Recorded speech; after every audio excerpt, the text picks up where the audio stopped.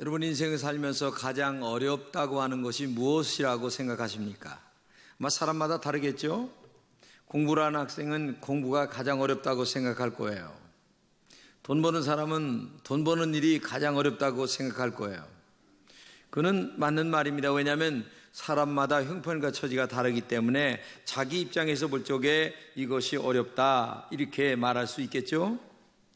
그러나 역사적으로 보게 되면 또 성경적으로 보게 되면 지금서부터 약 2500년 전에 소크라테스가 한 말이 맞는 것 같아요. 바로 내 자신을 아는 것이 가장 어려운 것이다. 맞는 말이죠? 사랑하는 사람에게 당신 없으면 나는 안고 없는 찐빵이다 이렇게 고백해서 가정을 이뤘어요. 근데 살다 보니까 나하고 다른 게 아니에요. 아주 틀린 것도 아니에요. 조금 다를 뿐이에요. 그런데 성격이 안 맞다, 뭐가 어떻다, 그래서 이혼하는 사람들을 본단 말이죠. 이게 얼마나 인간이 내가 잘못됐는가를 알지 못하기 때문에 그런 결과를 만드는 거죠. 그래서 이 세상에서 굉장히 어려운 게 뭐냐면 내가 나를 아는 것이다. 하게 그렇죠. 내가 난들 모르는데 네가 난들 알겠냐? 인생이 그런 거예요. 그래서 벤저민 프랭클린이라는 사람은 그의 가난한 리처드의 달력이라는 책에서 이런 말합니다. 세상에서 제일 단단한 것 세 가지가 있는데 다이아몬드와 강철과 그리고 더 나아가 자신을 아는 것이다. 한마디로 얘기하면 인간이 나를 아는 것처럼 단단하고 어렵고 깨부수기가 힘든 것이 없다는 거죠. 여러분 가만히 사실 생각해 보세요. 여러분의 성격이 얼마나 어떤 사람인가 아십니까? 대강 알죠. 나는 급해. 나는 느려 터졌어. 이 정도는 아는데 이걸 조금 더 구체적으로 들어가서 까칠하냐? 온유하냐? 인내심 있냐? 너무 급하냐? 앞뒤 안 가리고 그냥 무조건 저지르는 스타일이냐? 이렇게 조금 더 구체적으로 들어가면 글쎄 이렇게 되는 게 인간이에요. 여러분의 인간성은 어때요? 앞에서 얘하고 뒤에서 뒤통수 치는 사람들 가끔 있어요. 이거 제일 나쁜 거예요, 이거. 안 그런 척 하면서 뒤에서 뒤통수 치는 사람들이 있어요. 여러분 그렇게 살지 마세요. 예? 다른 사람이 나보다 더 잘 되면 축복해주고 감사해야 되는데 반대로 배가 8배나 아픈 게 인간이거든요. 인간의 심성이 그래요. 응? 여러분 성실성은 어떻습니까? 내가 맡은 일에 최선을 다해야 하는 사람인가? 아니면 대충대충 하는 사람인가? 다른 사람을 칭찬하지 아니하면서 나는 칭찬받기를 굉장히 좋아하는 스타일이 또 있어요. 인간은 이렇게 성격도 다양하고 인간성도 다양하고 아니면 취미도 다양하고 생각도 다양합니다. 이런 것이 나다라고 하는 것을 알고 그러면 내가 저 사람과의 어떤 관계성 속에서 살아갈 것인가 라고 하는 것까지 나아가는 것이 인간의 정직함이거든요. 이렇게 못되게 살아가는 나 같은 인간인데도 사실 우리 주변에 너무나 좋은 사람들이 많은 거예요.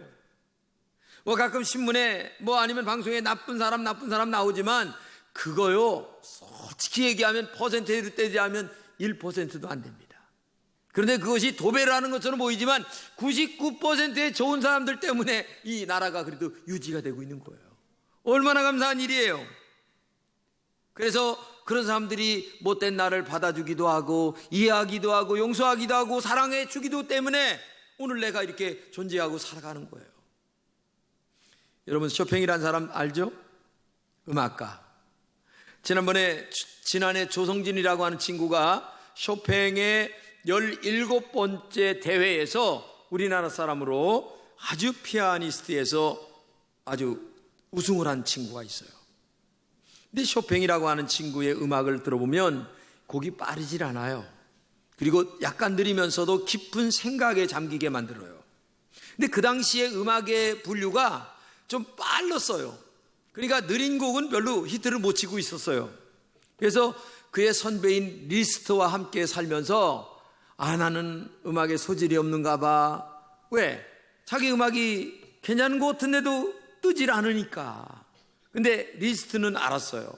이 쇼팽의 음악의 감각을 알아서 넌 언젠가 대단한 사람이 될 것이다 라고 하는데도 이게 시간이 가면서 안 돼요. 그래서 쇼팽은 굉장히 낙심과 좌절 속에 빠지게 되는데, 어느 날 리스트가 연주회를 가는 거예요.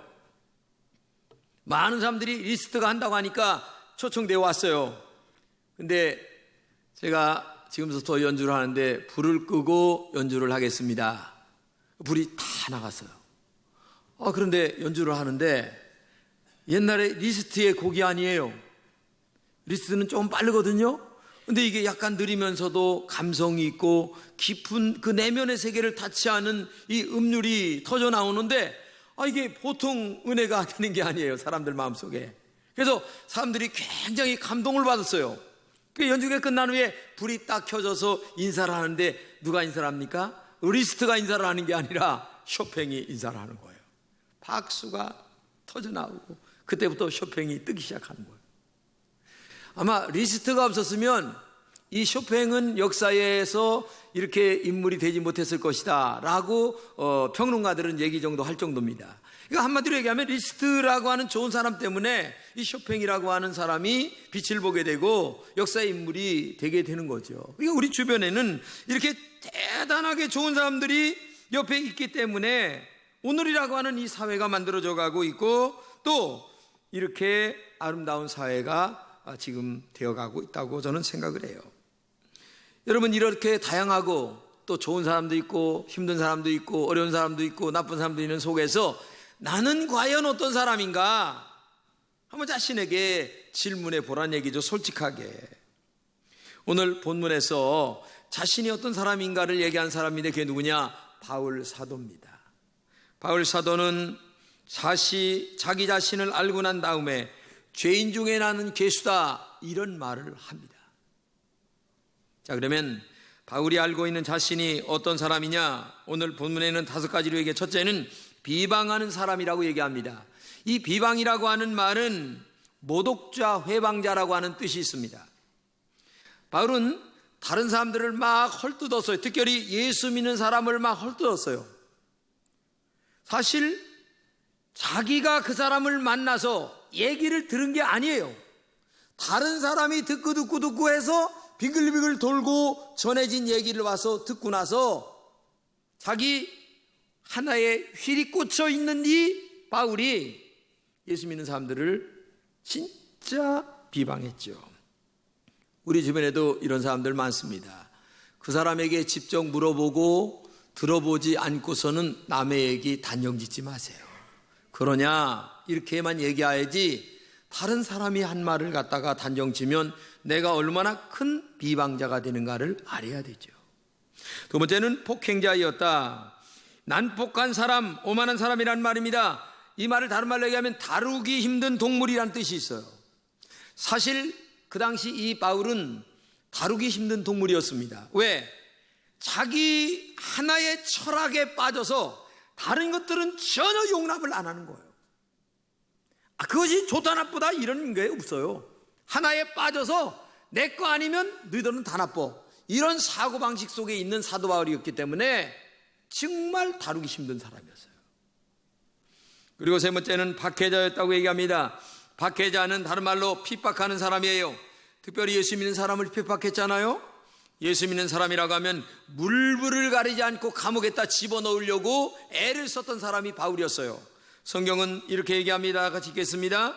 사울이 주의 제자들에 대하여 여전히 유혹과 살기가 등등하여 대제장에 가서 다메섹 여러 회당에 가져갈 공문을 청하니, 이는 만일 그도를 따르는 사람을 만나면 남녀를 막론하고 결박하여 예루살렘으로 잡아오려 함이라. 이런 사람이 누구예요? 바울이었어요. 남을 박해하고 핍박하고. 네 번째는 바울은 스스로 죄인이라고 얘기했습니다. 예수 믿는 사람을 대적하는 것이 얼마나 큰 죄라는 것을 알았어요. 그것은 예수님을 대적하는 일이기 때문에 그렇다는 얘기예요. 사실 우리가 예수 믿는 사람을 대적하면 사람을 대적하는 것처럼 착각하는데 그게 아니란 얘기예요. 예수 믿는 사람을 대적하는 게 아니라 누굴 대적해요? 하나님을 대적하는 거예요. 그렇기 때문에 절대로 예수 믿는 사람을 핍박하지 말아야 합니다. 그것은 하나님을 대적하는 일이기 때문에 그래서 자기는 죄인이다 이렇게 얘기를 했고 마지막에 죄인 중에 괴수라고 하는 말까지 쓰게 됩니다. 사람은 누구나 다 죄인입니다. 바울만 죄인이 아니에요. 그런데 자기가 예수님을 알고 나니까 내가 얼마나 큰 죄인 중에 죄인이라는 것을 알기 때문에 괴수라고 하는 말을 하게 되는 거예요.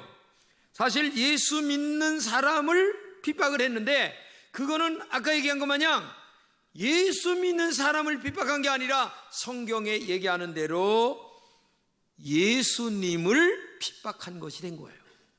사도행전 9장에 보게 되면 주님이 이렇게 얘기합니다. 네가 핍박하는 것은 나 예수다. 이렇게 직접적으로 말씀하세요. 이런 많은 죄를 자기도 모르게 짓고 살면서 살아온 사람이 누구냐? 바울 사도였습니다. 그런데 중요한 것은 바울이 나는 죄인 중에 괴수라고 하는 말을 언제 했느냐? 이게 중요합니다. 예수 그리스도를 만나기 전에는 이런 말을 할 수 없었어요. 그때는 스스로 대단한 의인이었습니다. 예수를 모를 때에는 내가 누구인가를 알 수 없었어요. 예수님을 만나고 난 후에 내가 죄인이다라는 것을 알 수가 있었어요. 자 보세요. 빛이 없으면 어둠을 모릅니다. 그렇죠? 빛을 알지 못하기 때문에 어둠도 모르는 거예요. 빛이 있을 때만이 빛과 어둠을 알 수가 있는 것입니다. 바울도 예수님을 알기 전에는 자신이 굉장히 의로운 사람으로 알았어요. 빛이 되신 예수님을 만나지 못했기 때문에 그렇죠. 그러나 다메섹 상에서 예수님을 만나고 보니까 자기가 얼마나 큰 죄인인가를 알게 됐다는 얘기예요. 밝은 빛 대신 예수님 앞에서 자신을 비춰볼 때에 내가 얼마나 큰 죄인인가를 알게 됐다는 얘기예요. 그렇기 때문에 여러분과 제가 인간과 인간끼리 서서 네가 죄인이냐 의인이냐 판단하지만 이거는 진짜 아래에 있는 얘기를 하는 거고요. 진짜 죄인인가 의인인가는 빛 대신 하나님 앞에서 서 봐야만 내가 얼마나 큰 죄인인가를 알게 된다는 얘기죠. 여기서 자신을 알게 된다라고 하는 말을 두 가지 차원에서 여러분들이 이해를 하셔야 됩니다. 하나는 뭐냐면 이걸 갖다 헬레니즘 차원에서 얘기하는 말인데 한마디로 얘기하면 인간 편에서 나를 아는 것입니다. 인간과 인간끼리 볼 적에 보이는 죄를 가지고서 너는 죄인이다 아니다.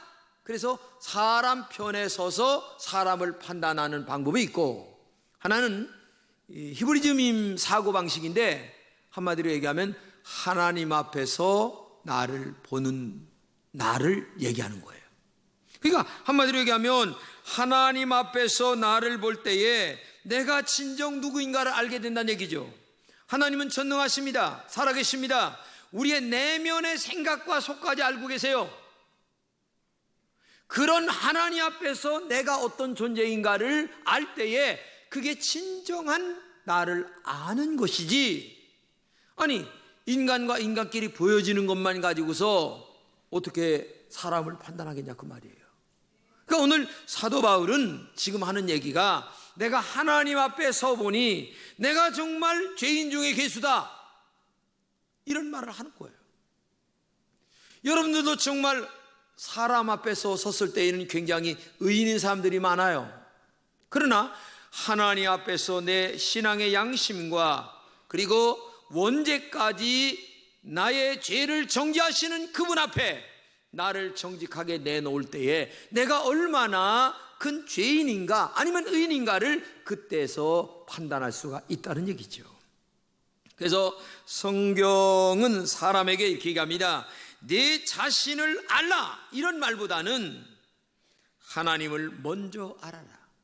그러면 그 다음에 내 자신을 알게 될 것이다. 이게 중요한 겁니다. 하나님을 모르고 내가 나를 어떻게 알겠냐 그 말이에요. 하나님의 밝은 빛 앞에서 내 내면의 생각까지 비춰보는 그 정직한 영에 의해서 나를 알 때에 내가 누구인가를 비로소 그때 알게 된다는 얘기죠. 바울은 예수님을 모르고 자기만 알았을 때에는 자신이 너무나 대단한 사람으로 알았어요. 왜냐? 그 당시에 최고의 학부를 나왔습니다. 로마 시민권자였습니다. 요즘 말로 얘기하면 완전한 갑이에요. 완전한 금수저입니다. 그런 입장에서 다른 사람이나 하나님을 바르게 알 수가 있었겠어요? 없죠. 여러분, 어려운 사람의 처지를 이해한다 하지만 내가 어려워 보지 아니하면 그 사람 모르는 거예요. 내가요, 암병 걸려 보니까 아픈 사람의 형편을 알아요. 옛날에는요, 내가 아파보지 아니할 때에는 다 교인들 이해하는 것처럼 보였어요. 근데 진짜 마음에 와닿지 않는 이해였어요. 그러나 내가 정말 아파 보니까 여러분들의 아픔이 얼마나 큰가를 알게 되고, 기도 한마디로 해도 마음에 진심으로 어린 기도를 할 수밖에 없는 그런 처지로 내가 알게 되더라고 말이죠. 그러니까 오늘도 하나님 앞에서 내가 죄인 중에 괴수라고 하는 이 말을 할 수 있었던 것은 그 아픈 자의 입장, 그 어려운 자의 입장, 그리고 죄인의 입장에 서 보니까 내가 얼마나 큰 죄인 중에 괴수라고 하는 말을 할 수밖에 없다는 얘기죠. 여러분도 예수님을 만날 때에 진정으로 내가 누구인가를 알 수 있는 거예요. 그러므로 교회 나와 정말 기도 중에 하나가, 예수님 정말 나 만나기 원합니다. 나 한번 만나주세요.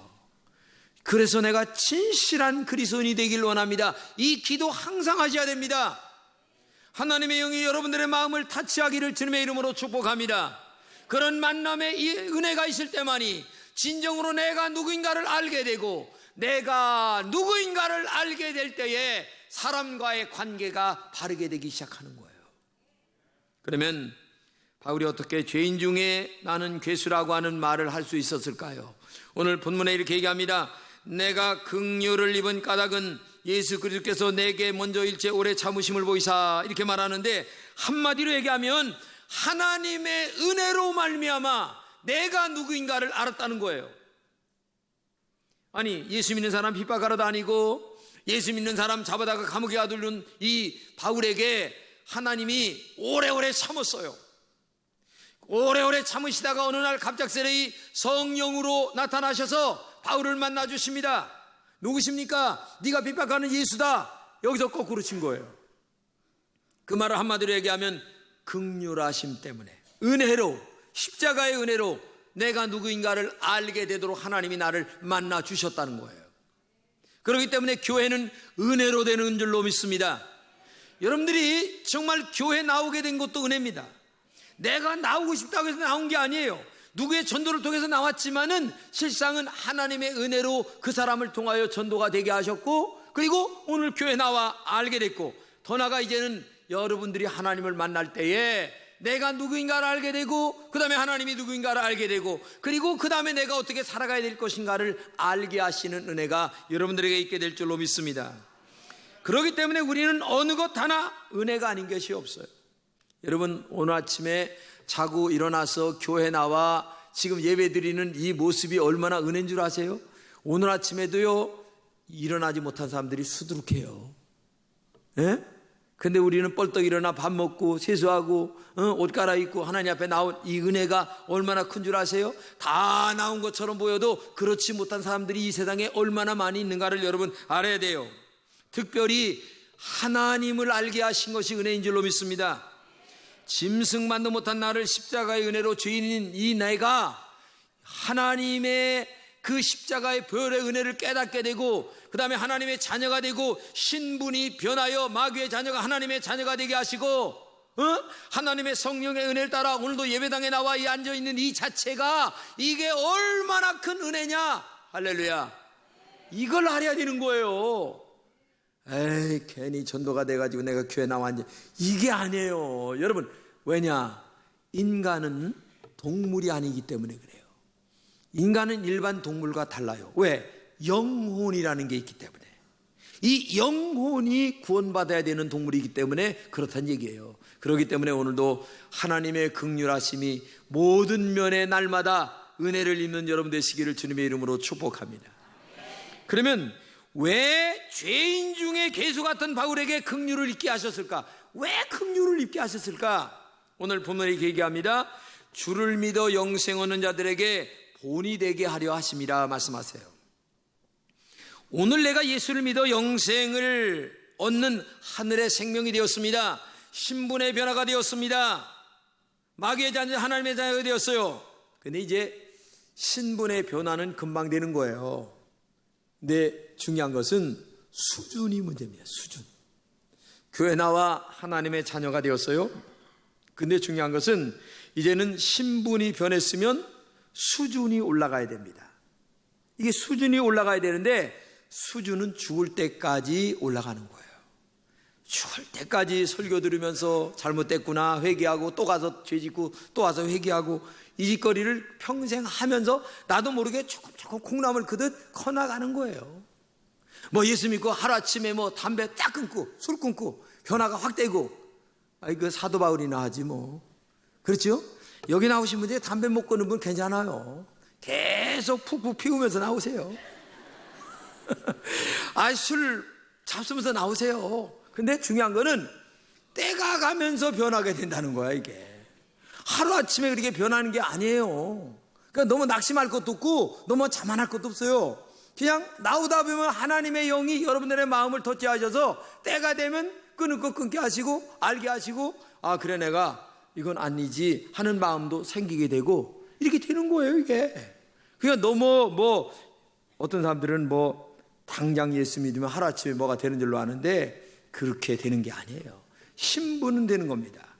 마귀의 자녀에서 하나님의 자녀로 되는 것은 예수 그리스도를 나의 구세주로 고백할 때에 신분의 변화가 되지만 수준은 죽을 때까지 되는 거예요. 그래서 교회는요 의인이면서 죄인이고 죄인이면서 또 의인이고 이 두 가지가 항상 반복되어 가는 거예요.